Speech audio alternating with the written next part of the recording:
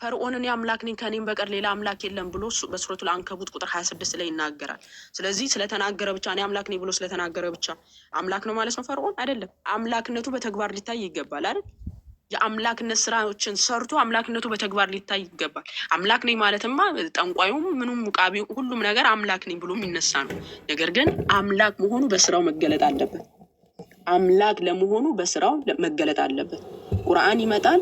በሙሳ ዘመን ሙሳን እኮ እንዲያደርገ ነው ይሄን ተአምር ሰጠ ነው ማስረጃ። የሙሳን ታሪክ መሐመድ ነው የሚነግረን።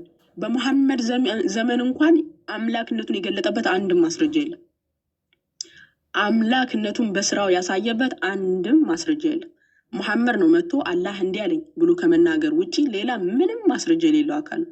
ለመናገሩ ማረጋገጫ የሌላቸው ኢቭን ለመኖሩ ማረጋገጫ የሌላቸው ናቸው። እኛ ክርስቶስ ኢየሱስ ኃጢአትን ስርየት አደርጋለሁ ብሎ ሲናገር በንግግር ብቻ አይደለም በተግባር ለምሳሌ ሱረቱል ኢምራን ምዕራፍ 3 ቁጥር 135 ላይ ለእነዚያ መጥፎ ስራን በሰሩ ወይም ነፍሶቻቸውን በበደሉ ጊዜ አላህን የሚያስታውሱና ለኃጢአታቸው ምህረትን የሚለምኑ ለሆኑት ከአላህም ሌላ ኃጢአቶችን የሚምር አንድም የለም ማለት እንግዲህ እየነገረን ያለው አላህ ብቻ ነው ኃጢአትን ምህረት የሚያደርገው፣ ሌላ ፍጡር አይችልም ነው።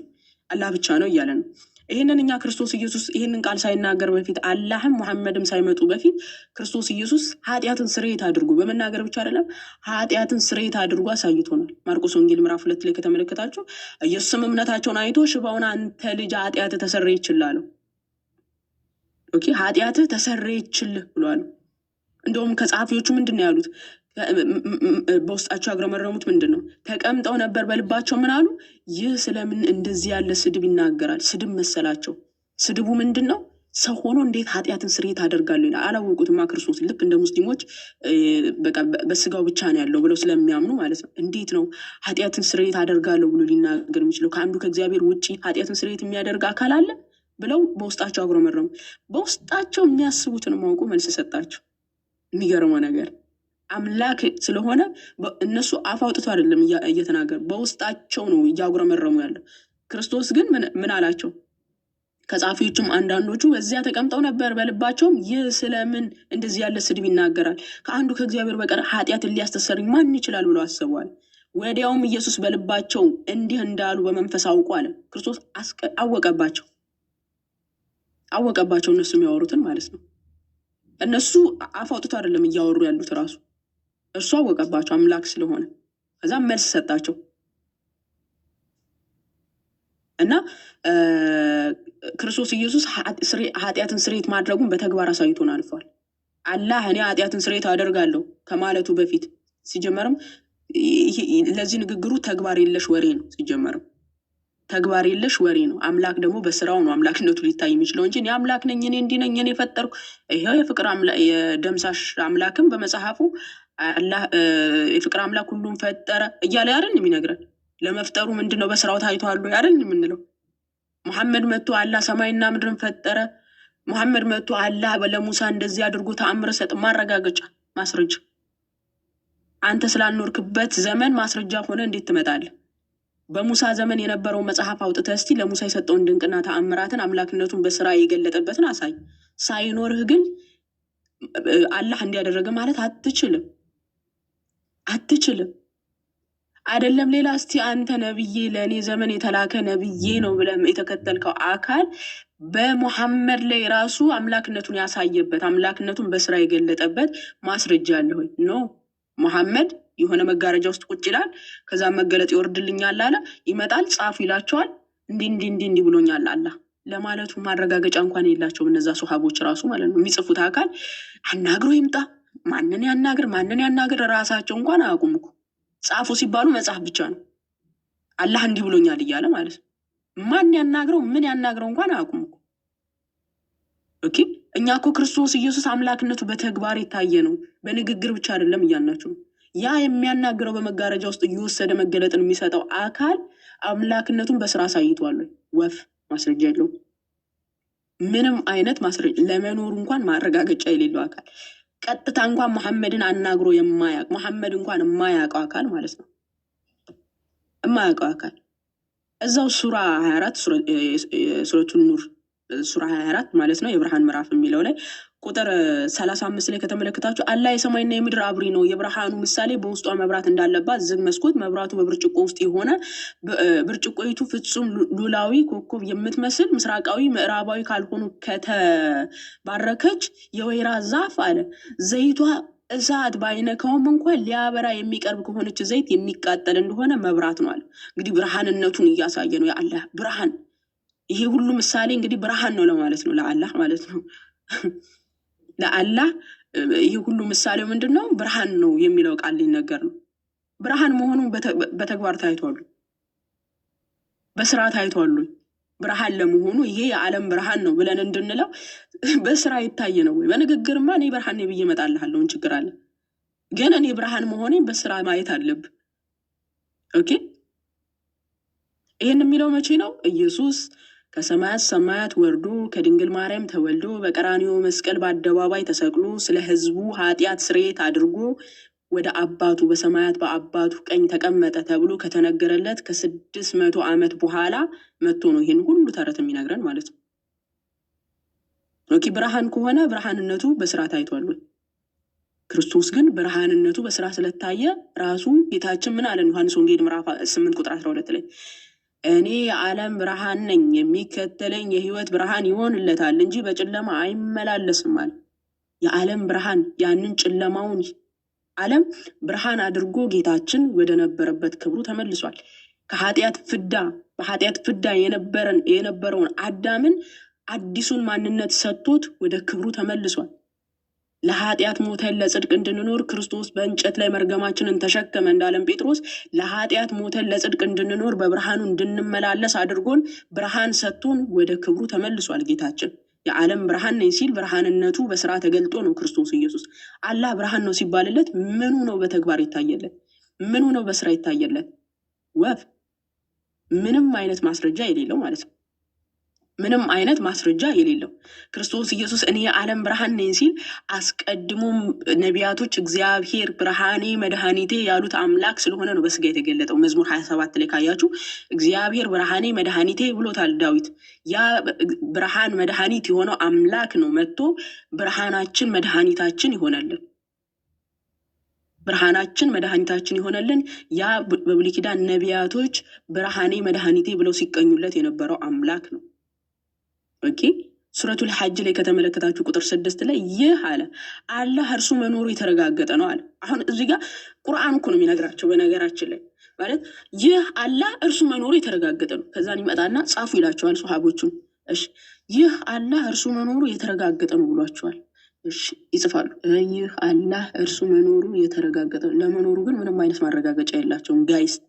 አሁን ለምሳሌ መጋረጃ ውስጥ ሆኜ የሆነ ነገር መጣልኝ አልኳችሁና መጣሁና እሺ ምረታብ ያዝ እስክሪፕቶ ይህ አላህ እርሱ መኖሩ የተረጋገጠ ነው ብሎኛል ጻፍ።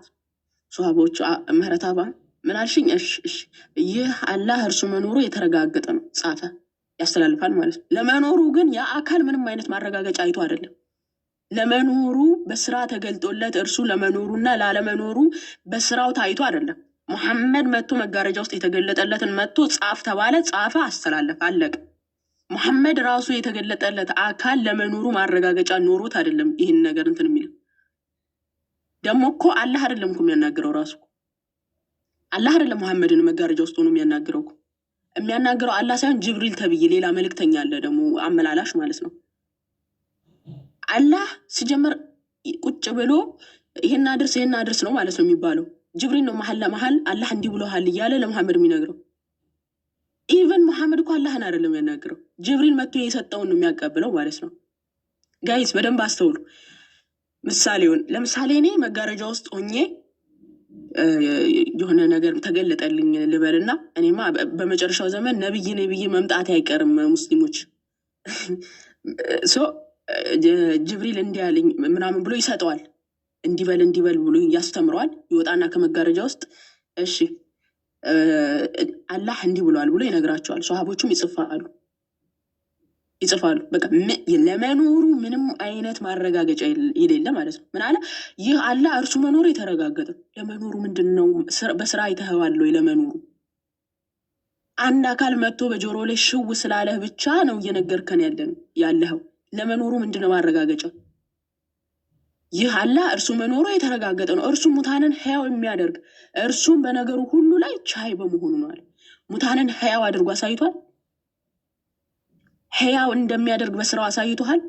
በቃ ንግግር ነው አሳይቷል። በተግባር አላሳየም። ይሄንን ንግግር ክርስቶስ ገና አላህ የሚባለው ሙሐመድ ሳይመጣም በፊት ክርስቶስ ኢየሱስ አስቀድሞ የተናገረው ነው። ዮሐንስ ወንጌል ምዕራፍ 6 ቁጥር 54 ጀምሮ ስትመለከቱ ስጋዬን የሚበላ ደሜን የሚጠጣ የዘላለም ሕይወት አለው፣ እኔም በመጨረሻ ቀን ምን አደርገዋለሁ? አስነሳዋለሁ አለ። ሕያው የሚያደርግ አምላክ ሕያው የሚያደርግ አምላክ ነው ክርስቶስ ኢየሱስ። ሙሐመድ ሳይመጣ በፊት ነው ጌታችን ሕያው እንደሚያደርግ ሙታንን ሕያው እንደሚያደርግ የተናገረው። ድምፁን ሲሰሙ ሕያዋን ይነሳሉ፣ ሙታን ይነሳሉ።